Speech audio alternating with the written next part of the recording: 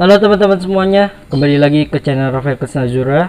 Kali ini saya ingin mengucapkan pengapresiasian yang cukup tinggi kepada teman-teman yang telah menyukseskan PPKM saat ini, sehingga kasus penularan COVID-19 di Indonesia ini sangat stabil. Dan saya ingin berterima kasih juga buat teman-teman yang sudah menjaga protokol kesehatan dengan baik, yang sudah membantu pemerintah, aparat negara dengan cara di rumah aja dan juga menjauhi kerumunan, dan juga tetap melakukan mobilitas hanya di rumah aja. Oke teman-teman, jadi di video kali ini Rafael Kesnazura akan kembali lagi membahas tentang kerumunan lagi nih teman-teman ya. Kerumunan lagi pada saat nanti di video ini saya akan bahas selama 7 menit ya. Selama 7 menit, kalau misalkan lebih dari 7 menit, saya ucapkan permohonan maaf ya teman-teman. Dan saya ingin sampaikan di sini, saya juga pakai masker ya teman-teman karena habis dari luar. Jadi begini, walaupun PPKM itu pasti akan diperpanjang, tapi teman-teman seenggaknya atau setidaknya teman-teman bisa menyetabilkan jumlah penularan COVID-19, apalagi muncul virus baru yang katanya bisa menyebabkan kematian ya teman-teman. Dan itu saya tadi pagi mungkin ya, saya mendapatkan notif, atau tadi siang gitu dapat notif dari channel YouTube Deddy Corbuzier yang ternyata beliau ini terpapar COVID-19 gitu teman-teman. Tapi yang menarik di captionnya dia adalah gua mati ya, gua hampir mati.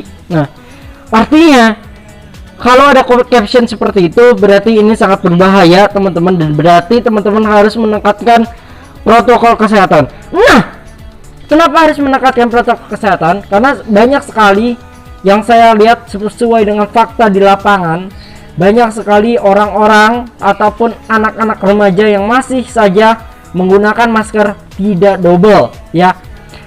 Mereka menggunakan masker kain tapi tidak double, atau mereka menggunakan masker medis tapi tidak double. Seharusnya gimana? Seharusnya layer pertama itu adalah masker medis gitu ya, kemudian diliputi dengan layer kedua yaitu masker kain. Nah, itu merupakan sebuah protektif teman-teman ya, bukan pakai masker yang scuba, bukan pakai masker yang lain segala macamnya, karena itu bukan termasuk golongan yang direkomendasikan. Nah, terus lantas masker apa yang saya gunakan? Nah, perkenalkan masker yang saya pakai buat teman-teman yang belum tahu ataupun teman-teman yang bertanya mungkin di kolom komentar.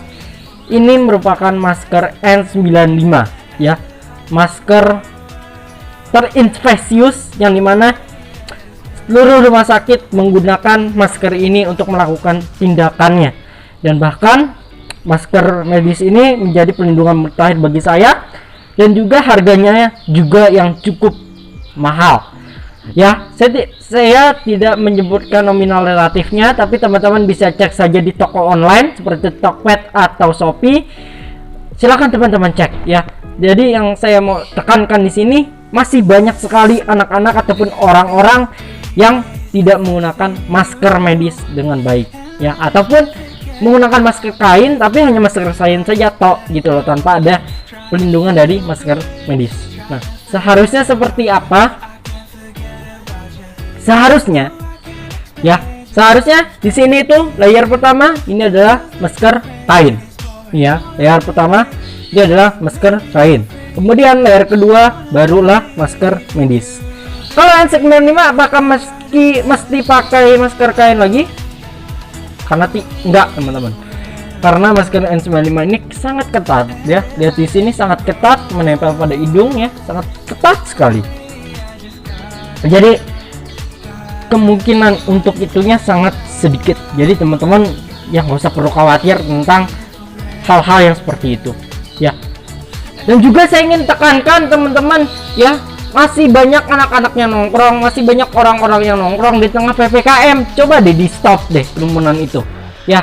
Masih banyak orang-orang di Jakarta khususnya yang dirazia hanya karena kerumunan gak jelas gitu loh.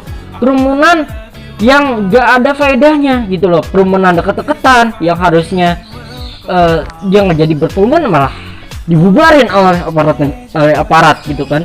Nah, itu yang masih menjadi PR kita selama PPKM saat ini, dan insya Allah PPKM ini akan segera menurun ya, menurun level dari level 4 menuju ke level 3, dan kita harapkan PPKM akan ringan sampai dengan level 1 ya. Dan juga ya semoga ya begini-gini aja ya gitu.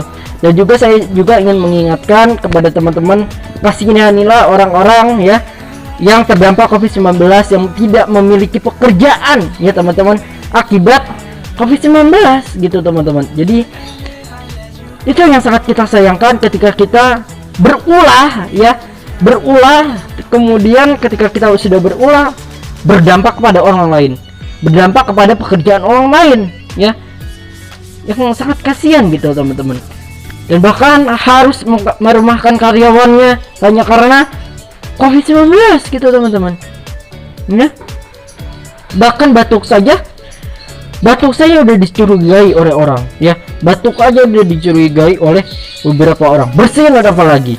Maka dari itu teman-teman, yuk sama-sama kita ringankan beban pemerintah dalam penanggulangan bencana COVID-19, dan juga marilah kita bersama-sama ikhtiar teman-teman, ikhtiar dengan cara menggunakan masker, menjaga jarak, dan juga mencuci tangan. Itu merupakan salah satu ikhtiar kita dan salah satu bentuk rasa kepedulian kita terhadap sesama ya teman-teman. Teman-teman harus memiliki jiwa maksudnya jiwa sosial teman-teman harus tinggi gitu teman-teman ya. Jangan hanya memikirkan kepentingan pribadi teman-teman, tapi kepentingan orang banyak tidak teman-teman pikirkan ya. Jadi banyak sekali orang-orang, anak-anak ya terakhir itu yang main ML tapi nggak pakai masker, deket-deketan, jarak pun nggak ada ya. Saya sangat kecewa sekali melihat anak-anak bangsa, generasi muda kita yang masih melakukan hal-hal seperti itu ya. Terutama anak-anak juga belum disosialisasikan berapa pentingnya sih menggunakan masker. Masih saja ada yang lupa menggunakan masker ya. Itu aja mungkin video yang bisa Rafael sampaikan.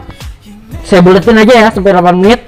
Jadi pentingnya kalian untuk menggunakan masker, menjaga jarak, dan juga menghindari mobilitas supaya Indonesia kembali berkicau, supaya Indonesia kembali ke fitrahnya lagi, supaya Indonesia kembali jernih gitu teman-teman. Usahakan teman-teman di masa PPKM gini gak usah ke mall, gak usah kemana-mana, karena percuma teman-teman ke mall. Kalau teman-teman belum vaksin gak bisa masuk. Kalau teman-teman udah vaksin ya harus teman-teman bawa hanyalah persyaratan syarat vaksin dan juga tes PCR gitu loh ya. Sekarang ya kita lihat deh kondisi negara kita lagi begini, teman-teman masih aja mau ke mall gitu loh ya. Jadi teman-teman pikirkan lagi, bantu ya, bantu sih membantu, cuman alangkah baiknya tidak usahlah ke mall dulu ya. Kita ke mall hanya memberikan hal-hal yang penting untuk rumah, memberikan hal-hal yang kebutuhan yang sangat urgent untuk di rumah gitu loh teman-teman. Gak usah untuk bergaya-gayaan, gak usah untuk berfashion-fashionan, cukup ya, cukup sudah ya. Itu aja mungkin yang bisa saya sampaikan. Kurang lebihnya mohon maaf. Saya ingatkan jangan lupa like, comment, and subscribe, share ke teman-teman kalian, dan juga jangan lupa subscribe, nyalakan notifikasinya bila Rafael mengupload video. Dan sampai ketemu di video berikutnya. See you in the next video. Jangan lupa share video ini ke banyak orang ya. Terima kasih. Itulah himbauan dari saya. Wassalamualaikum warahmatullahi wabarakatuh. Indonesia tangguh, Indonesia tumbuh.